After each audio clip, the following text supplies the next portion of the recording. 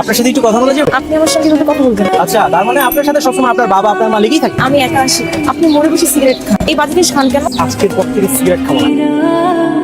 তুই আমার ভাইয়া ওরে যা জিজ্ঞেস করবি যে ও বাংলায় চিঠি না লেখা ফার্সি ভাষায় কেন লিখতে? মাইয়া ফার্সি ভাষায় চিঠি লেখে এর জন্য যাতে এই চিঠি অন্য কারো হাতে পড়লে বুঝতে না।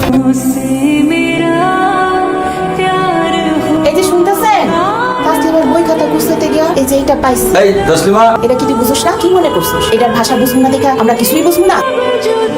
কি হচ্ছে তাসলিমা, এত জরুরি ডাকলা? আপনার আম্মা আমাদের কথা জানি না, তারা এখন আমার অন্য একটা ছেলের সঙ্গে বিয়ে দিয়ে দিবে। বিয়ে দিয়ে দেবে মানে? আপনার আমার আব্বু আমার কেউ পছন্দ করে না। ছেলে হিসেবে আমি কোন দিক দিয়ে খারাপ? আপনি তো জানেন আমরা নামাজে পড়ি, যেই ছেলের সঙ্গে আমার বিয়ে ঠিক করছে 5 ওয়াক্ত নামাজ পড়ে। তোর আব্বাকে যে বলো আমি চেঞ্জ হয়ে যাবো, নামাজও পড়বো।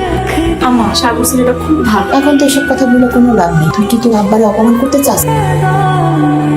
কেমন আছে? বাপের বাড়িতে বেড়াতে আসলে কালকে আসছি, মানুষের কাছে এখন অনেক প্রশংসা শুনি। খুব কাছের একজন মানুষকে কথা দিয়েছিলাম তো।